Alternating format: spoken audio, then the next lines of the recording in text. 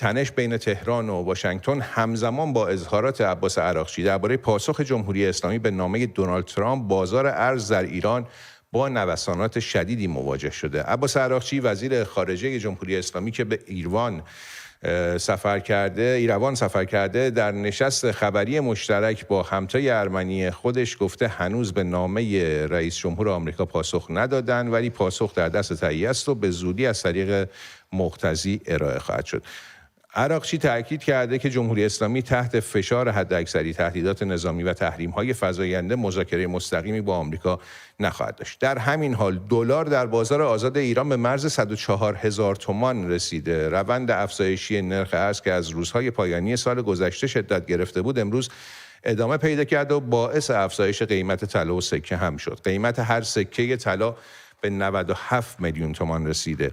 جهش بی‌سابقه قیمت ارز و طلا در ایران نگرانی‌ها درباره تأثیرات اقتصادی و معیشتی اون رو افزایش داده. این در حالیه که برخی از مسئولان پیشین جمهوری اسلامی و چهره‌های اقتصادی نزدیک به حکومت در مصاحبه‌های مختلف با رسانه‌های داخلی تاکید می‌کنند که بحران اقتصادی بر سیاست خارجی جمهوری اسلامی تأثیر خواهد داشت. اونها میگن که همونطور که خمینی به دلیل بحران اقتصادی مجبور به پذیرش قطعنامه 598 شد، این بار هم علی خامنه‌ای چاره‌ای جز اومدن پای میز مذاکره نخواهد داشت. برخی حتی فراتر رفتن و ادعا میکنن که مذاکرات پشت پرده همین حالا هم آغاز شده. در واشنگتن اما تمی بروس سخنگوی وزارت خارجه آمریکا در گفتگو با فاکس بیزینس جزئیات تازه‌ای از نامه دونالد ترامپ به تهران رو فاش کرده. به گفته ایشون ترامپ در این نامه تاکید کرده که جمهوری اسلامی یا باید پای میز مذاکره بیاد و توافقی انجام بده یا با اقدام نظامی آمریکا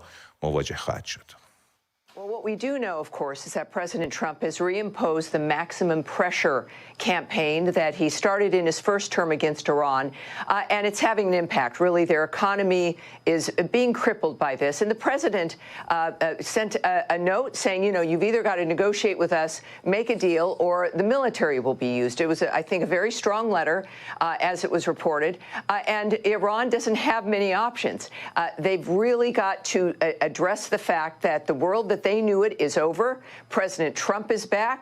America has the world's top diplomat in Marco Rubio, our Secretary of State.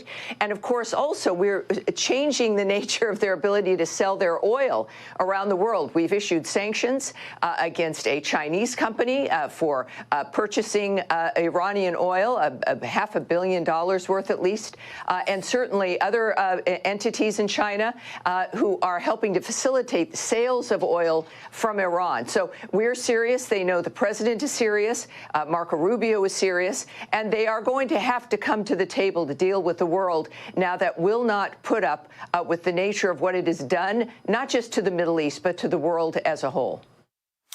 بله، همونطور که دیدیم خانم بروس این نامه رو بسیار قوی توصیف کرد و گفت که تهران گزینه‌های زیادی نداره و باید بپذیره که دنیایی که میشناخته براش تموم شده. و همچنین تأکید کرده که رئیس جمهور ترامپ بازگشته. با سعید قاسمی نژاد مشاور ارشد بنیاد دفاع از دموکراسی ها در این باره گفتگو میکنم. درود بر شما آقای قاسمی نژاد. اینکه جمهوری اسلامی باید بدون دنیایی که میشناخته پایان یافته دقیقاً معناش چی میتونه باشه؟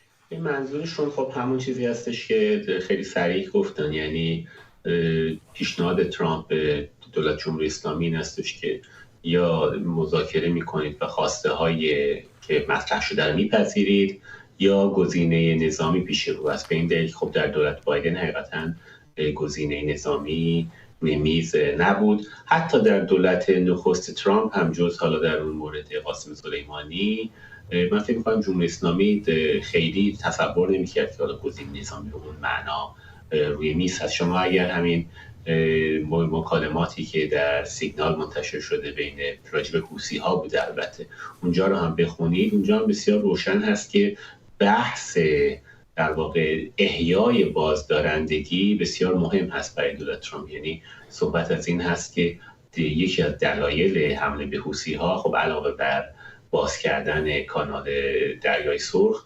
احیای بازدارندگی است. برای اینکه در دولت بایدن خب این بازدارندگی به طور کلی از میان رفته، راه حلش این هست که با برخوردهای تندتر به همه بازیگران منطقه جهانی فهموند که ایالات متحده اومده برای اینکه بازدارندگی رو ایجاد بکنه. اما این نکته هم باید گفت که به هر حال در خود دولت ترامپ هم چنان که مشخص بود از ابتدا، این چترهای سیگنال هم رو روشن‌تر میکنه. شما شاهد دو کمپ هست. یک کمپ هست که بسیار انزواگراتر هست، در همین بحث حوثی‌ها هم به دنبال این بود که این انجام نشه. یک کمپ هست که خب بیشتر به بازهای جمهوری‌خواه نزدیک هستن.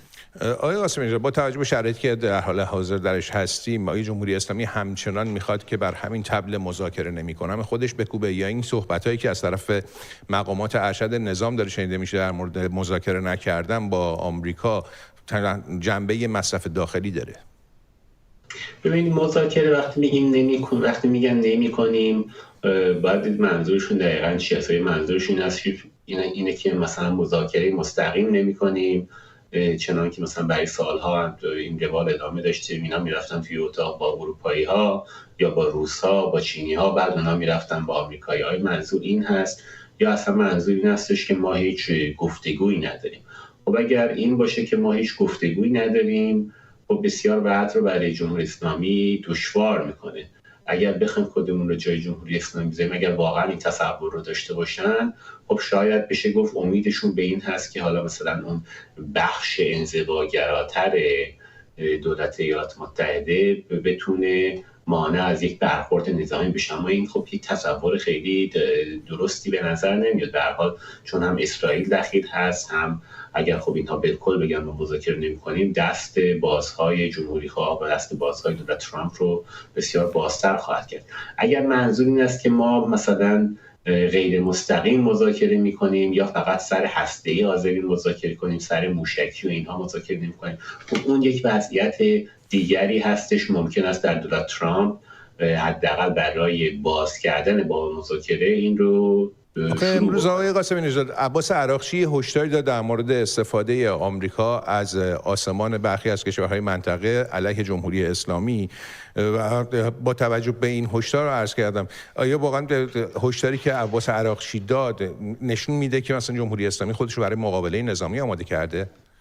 به هر حال این حتما یکی از گزینه‌ها هست. هشداری هم که میده یک بخشش هم این است که بتونه لابی برخی از این کشورها رو فعال بکنه برای اینکه بتونن روی ایالات متحده فشار بیارن. به طور مشخص به نظر من روی خب قطر که بسیار نزدیک است به جمهوری اسلامی، اون پیشاپیش داره لابی میکنه. روی منظورشون عربستان سعودی و امارات هست. عربستان سعودی و امارات در این دور تا جایی که ما میدونیم به هر حال بسیار تلاش کردن که یک جوری یک معامله ای رو جوش بدن. دلیلش هم این هستش که اینها برای با حوثی‌ها به یک معامله رسیدن که با خود جمهوری اسلامی و حوثی‌ها، که حوثی‌ها کاری به اینها نداشته باشن، اینها هم در واقع از اون طرف خب به دنبال این وضعیت تداوم پیدا بکنه. از این نظر در این دولت دوم ترامپ علاوه بر قطر، سعودی‌ها و اماراتی‌ها هم نقش دارن برای اینکه به ایالات متحده بگن که حالا یک جوری یک معامله جوش داده بشه برای اینکه منطقه درگیر یک مسئله نظامی نشه. خیلی سپاسگزارم از حضور شما در میز خبر. سعید قاسمی نژاد، مشاور ارشد بنیاد دفاع از دموکراسی ها. سپاسگزارم. زنده باشید.